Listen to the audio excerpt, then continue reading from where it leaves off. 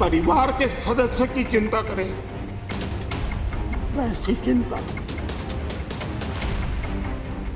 जो हमें बदनाम करने की कोशिश है, उनकी रीच, उनकी अप्रोच सिर्फ ट्विटर पर है, कंप्यूटर पर है, एसएमएस पे है, और इसीलिए जमीन से कांग्रेस गायब हो गई। और मैं अल्लाह से दुआ करता हूँ हमें जमीन नसीब करे, उन्हें ट्वीट नसीब करे।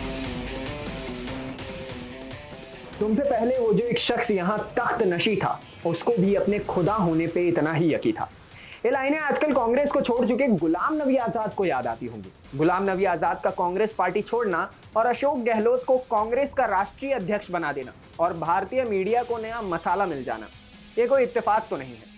नमस्ते, मेरा नाम नितिश ठाकुर है और आप देख रहे हैं जनहित टाइम्स। जब जहाज डूबने लगता है तो सबसे पहले चूहे भागना शुरू करते हैं। ये कहावत आजकल कांग्रेस पार्टी पर पूरी तरह चरितार्थ हो रही है।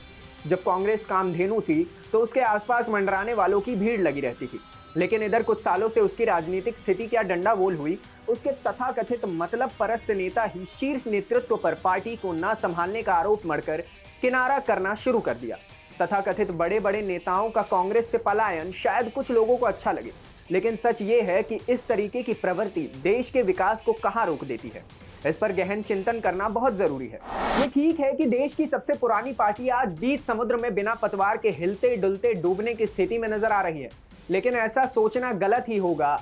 लेकिन यह स्थिति आई क्यों, इस पर देश के बुद्धिजीवियों को गंभीरता से विचार करने की जरूरत है। मुझे यहाँ एक बात जो समझ में नहीं आती है वो ये है कि जब कोई कांग्रेस से इस्तीफा देता है तो गांधी परिवार पर ही आरोप लगाकर पीठ दिखाता है। उनका कहना होता है कि उन्होंने 50 वर्ष तक इस पार्टी के लिए त्याग किया है, इसे खून पसीने से सींचा है और भी न जाने क्या क्या किया है, और दुनिया भर की बातें। लेकिन पार्टी ने और विशेष रूप से गांधी परिवार ने उन्हें अपमानित कर दिया और उचित सम्मान नहीं दिया। ये तो बेवकूफाना तर्कों की हद हो गई। मतलब कुछ भी समझ में ये बात भी नहीं आई कि 50 साल तक आप पार्टी में अपने लिए वो जगह नहीं बना सके जो गुरु द्रोणाचार्य ने बनाई थी। आप अर्जुन की ही तरह आज्ञाकारी शिष्य बनकर अपनी राजनीति करते रहे। उम्र के आखिरी पड़ाव पर आपको दिव्य ज्ञान की प्राप्ति होती है और आप पिछला इतिहास भूलकर आरोप लगाने के घटिया खेल में शामिल हो जाते हैं। इन प्रश्नों का उत्तर कौन देगा कि आप गुरु द्रोणाचार्य क्यों नहीं बन सके? ये तो सरासर आपकी कमी है कि आप पार्टी की नियंता नहीं बन सके। सब सुख समृद्धि आनंद मौज और पूरा फुटेज लेते रहे, और जब उसमें कमी रह गई तो बिलबिला उठे और दल सहित व्यक्ति विशेष पर आरोप लगाया और पीठ दिखाकर चलते बने। ऐसे कैसे चलेगा गुलाम नबी जी? जरा इसको ऐसे समझिए, साल 1956 जब कांग्रेस के दिग्गज नेता रहे सी राजगोपालाचारी ने पार्टी छोड़ दी, और बताया जाता है कि तमिलनाडु में कांग्रेस नेतृत्व से विवाद होने के बाद उन्होंने अलग होने का फैसला लिया था। राजगोपालाचारी ने पार्टी छोड़ने के बाद Indian national democratics Congress party की स्थापना की, जो मद्रास तक ही सीमित रही, और उस पार्टी की आज क्या स्थिति है वो किसी से छिपा नहीं है। हालांकि बाद में राजगोपालाचारी ने एनसी रंगा के साथ 1959 में स्वतंत्र पार्टी की स्थापना कर इंडियन नेशनल डेमोक्रेटिक्स पार्टी का उसमें विलय करा दिया। स्वतंत्र पार्टी का फोकस बिहार, राजस्थान, गुजरात, ओडिशा और मद्रास में ज्यादा था। साल 1974 में स्वतंत्र पार्टी का विलय भी भारतीय क्रांति दल में हो गया था, और इसके अलावा वर्ष 1964 में के.एम. जॉर्ज ने केरल कांग्रेस नाम से नई पार्टी का गठन किया।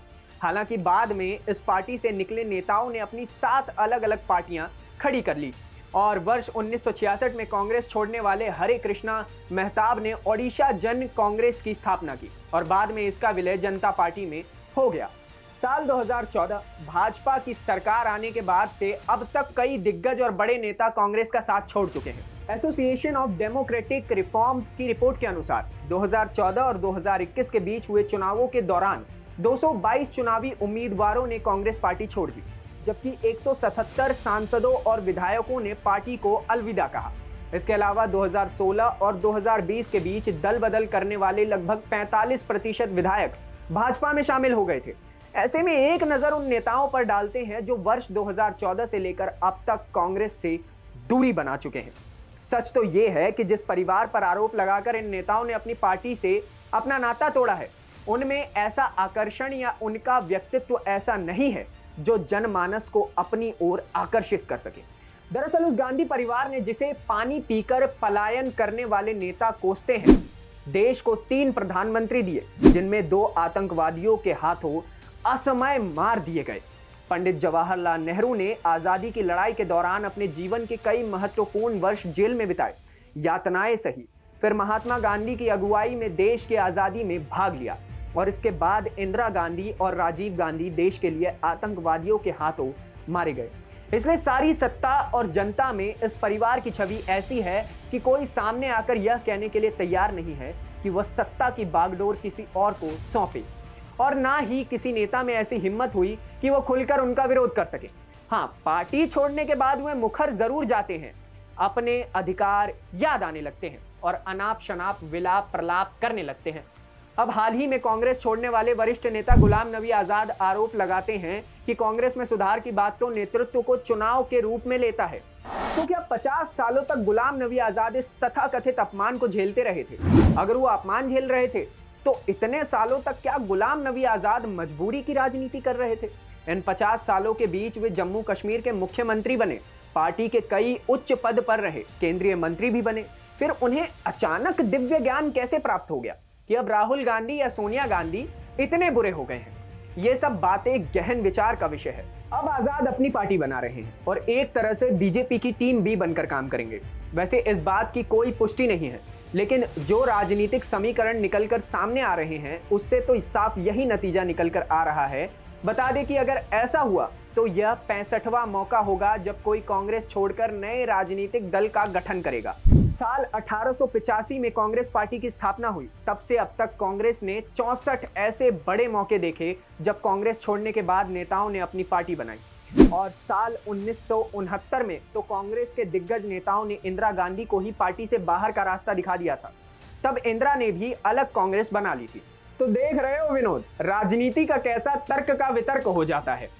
अब यह ठीक है कि इस पार्टी का गठन भारत में कार्यरत एक अंग्रेजी अधिकारी A.O. ह्यूमन ने सन 1885 में किया था, लेकिन उस काल में भी उस पार्टी में शीर्ष नेतृत्व तो उस समय के देश को राष्ट्रीय फलक पर ले जाने वाले दादा भाई नेहरू जी, दिनशा वाचा आदि भारतीय ही तो थे।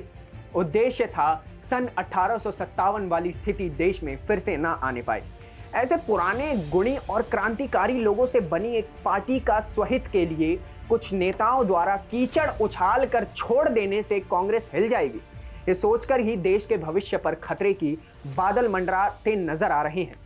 वैसे ऐसा बार बार इस पार्टी के साथ होता रहा है, लेकिन हर बार वह गिरकर संभल जाती है।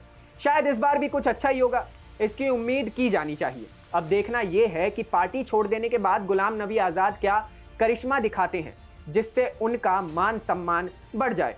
हाँ, राज्यसभा से रिटायर होते समय उनके जो झुकाव भाजपा के प्रति दिखा और प्रधानमंत्री नरेंद्र मोदी ने उनकी जो तारीफ की, वह तो यही दर्शा रही थी कि उनका अंदर खाने भाजपा के साथ साठगांठ है। अब ये सब चीजें जो मीडिया में देखने को मिलती हैं, अखबारों में छपती हैं, हेडलाइंस में नजर आती हैं, ये धरातल पर कब तक देखने को मिलेगा, ये मजे की बात है। और वैसे भी सच में नया किसी और दल के साथ राष्ट्रीय राजनीति से अलग अपनी पार्टी बनाकर कांग्रेस से अपने कथित अपमान का खुन्नस निकालते हैं या फिर वापस जम्मू कश्मीर की राजनीति में अपना हाथ आजमाते हैं, ये तो भविष्य ही बताएगा। और अंत में गुलाम नबी आजाद के लिए 2 लाइनें पेश करता हूं कि गौर फरमाइएगा। मुझको तमीज की सीख देने वाले, मैंने तेरे मुंह में कई जुबान देखे हैं और तू इतना दिखावा भी ना कर अपनी झूठी ईमानदारी का, मैंने कुछ कहने से पहले अपने गिरेबान देखे हैं। खैर, गुलाम नबी आजाद जी, एक बात और जान लीजिएगा कि जनता सब कुछ देखती है और जनता ये भी देख रही है कि आप भाजपा में जाने वाले हैं या फिर आप खुद की पार्टी बनाने वाले हैं या कश्मीर की राजनीति में आने वाले हैं। ये सब कुछ जनता देख रही है। और इसी चंद लाइनों के साथ आज के लिए बस इतना ही। अगली वीडियो में मिलते हैं, तब तक के लिए धन्यवाद, नमस्कार।